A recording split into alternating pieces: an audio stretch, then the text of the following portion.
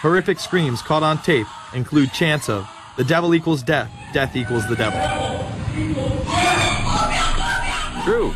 Famous alums include Senators John Kerry and John Chafee, to name two, cabinet secretaries such as Averell Harriman, and three presidents, William Taft, George Bush, and George W. Bush, who's been reluctant to talk about Skull and Bones. Does it still exist? The thing is so secret, I'm not even sure it still exists. Former Skull and Bones members and current members have been presidents, heads of the CIA, senators, heads of business. I mean, huge, huge corporations. These people have the network that brings them to such a position of power that most people could only dream of. Bush would run against his fellow bonesman and distant cousin John Kerry in 2004. You both were members of Skull and Bones, a secret society at Yale. What does that tell us? Not much, because it's a secret. Is there a secret handshake? Is there a secret code? I wish there were something secret I could manifest. 322, a secret number? There are all kinds of secrets, Tim. You were both in Skull and Bones, the secret society. It's so secret we can't talk about it. What does that mean for America? The conspiracy theorists are going to go I'm wild. sure they are. I don't know. I haven't seen the web. Number 322? This is an elaborate, occult, ritualistic entry into this group that they are now a member of for life. This culture of death and the occult continues long after college. Later on in life, these pagan rituals carry on in the redwoods of Sonoma, California. And what is the Bohemian Grove? Well, it's a kind of summer camp for the powerful, an all-male gathering in great secrecy. This group was formed in the late 1800s by artists, industrialists, and politicians. Bohemian attendees worship the owl as their deity. The Aztecs, Mayans, and other natives of Mesoamerica consider the owl a symbol of destruction and death. This is why the opening ritual for the club is the cremation of care. During the ritual, the effigy of a baby is rowed across the water by the Grim Reaper and given to a high priest, who then tosses it on a fiery sacrificial altar of a 40-foot owl god. It is an earth-based ritual in which care is burned away. The conscience is symbolically cast aside so that they may ignore the pain they have inflicted on others for the advancement of their own agendas. With this ceremony called the cremation of care, that begins the two-week encampment where the body of dull care, symbolizing woes and concerns, is burned on an altar in front of a big owl statue. When that ceremony ends, they all start to cheer and yell. You have to ask yourself why it is that somebody would want to do that, let alone these elite people. And if you look at the elite throughout history, many of the people that achieve pinnacles of power are into the occult. They seek a supernatural way to gain power. Why are Christian conservatives such as the Bushes and Newt Gingrich attending the Grove? And I recognize I'm not going to be invited to Renaissance Weekend or that Bohemian deal where Newt, Rush, and Dick all sit in a teepee naked beating on tom-toms. Why does the media barely mention the Grove? Because many of them are in attendance.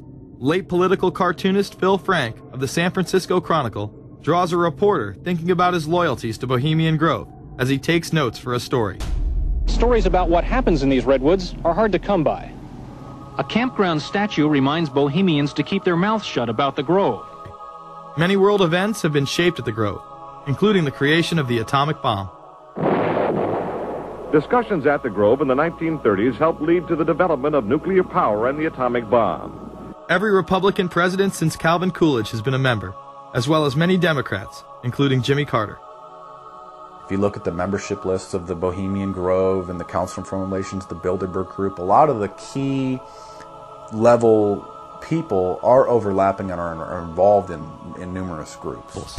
In addition to pagan rituals that take place there, this all-male club also deals with darker themes through the plays Montezuma, which feature Aztec human sacrifice, and Faust, which feature Mephisto. Some of these plays are disturbingly flamboyant. Many of the elitists have a penchant for cross-dressing and singing show tunes. Perhaps that is why much of the all-male staff also happen to be homosexuals.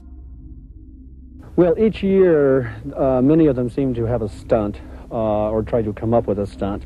Last year, in 1980, the popular button was Free the Fortune 500. Bohemian Grove that I attend from time to time. It is the most faggy goddamn thing you could ever imagine. In 2004, the New York Post reported that gay porn star Chad Savage would be servicing moguls at the Bohemian Grove. In recent years, several politicians have been outed in scandals, including Senator Larry Craig, who tried to solicit sex from an undercover officer in 2007. Even more shocking, it was revealed in 2004 that right-wing blogger James Guckert, who had unprecedented access to the White House during the Iraq War, was actually Jeff Gannon, a madam and male prostitute for MilitaryStuds.com. During his 2 years writing for GOP USA and Talon News, Gannon officially made over 200 appearances at the White House. Oddly enough, over 24 of these visits would take place when there were no scheduled briefings. He failed to check in or out with the Secret Service on many other occasions, coming and going as he pleased. These type of activities are not new to the White House. In 1989, headlines involving callboys in the White House rocked the cover of the Washington Times. The Washington Times reported today that unidentified White House aides in the Carter, Reagan, and Bush administrations now are being investigated for using the services of a callboy ring. The paper reports that 2 of the male prostitutes were given a late-night tour of the White House last year. Hundreds of credit card receipts obtained by the Washington Times confirm that its clients were key officials of the Reagan and Bush administrations, military officers, congressional aides, and U.S. and foreign businessmen with close social ties to Washington's political elite. This ring extended beyond the White House and into Congressman Barney Frank's bedroom. Barney Frank, one of 2 openly homosexual members of Congress, acknowledged having used a male prostitute, whom he then hired as a personal employee. The man had keys to Frank's basement apartment on Capitol Hill.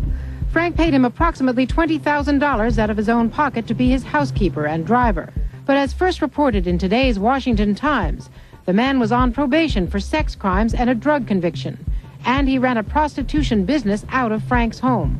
Although Frank tried to claim ignorance, Stephen Goby, the prostitute in question, claimed that Frank was completely aware of what was going on, and was even receiving free and discounted sexual services. The fix seemed to be in. Frank was threatening members of Congress to remain silent prior to being exposed in this sex ring. Massachusetts Democrat Barney Frank, a homosexual, threatened to expose fellow congressmen he knew to be gay unless they stopped spreading rumors. Questions stopped and Frank walked away with a slap on the wrist. Some members of the Ethics Committee were disgusted. Do we tolerate, do we condone a member of this body who knowingly permits a house of prostitution to be operated out of his residence? You have just heard one of the most edited, selective garbage that has ever been put forth, in my opinion, in this House. Again, we see people of the highest levels of power involved in the most repulsive and decadent of crimes. They couldn't care less about the code of conduct that's taught in all major religions about treating others the way that you want to be treated.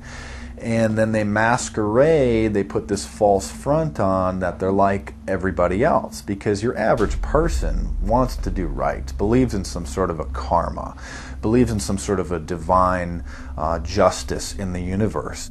And so these people need to put on this front that they're like the average Joe in middle America, that they go to church every once in a while, and that they believe in an afterlife and a divine justice. And so they have to put on this front that they're like everybody else in order to get elected and to be accepted and to not have people look at them suspiciously, because if somebody goes around and openly admits that they were an atheist or that they were of some obscure religion, people aren't going to throw their support behind them as much, and they're not going to trust them as easily. The reality of this behavior is never revealed to the public, as the media keeps any revelations quiet. Unfortunately, these type of activities continue to this day. Florida Congressman Mark Foley chaired the House caucus on missing and exploited children, and went on television praising Chris Hansen's To Catch a Predator series. The Dateline piece has probably done more than any law we can create. Foley was later caught attempting to have sexual relations with numerous underage pages. Congressman Mark Foley, the man who championed the Child Protection Act of 2006, resigned after inappropriate emails and instant messages surfaced that he sent to former congressional pages. Once more, no charges were even filed. Foley himself has checked into rehab. No one has been charged with any crime.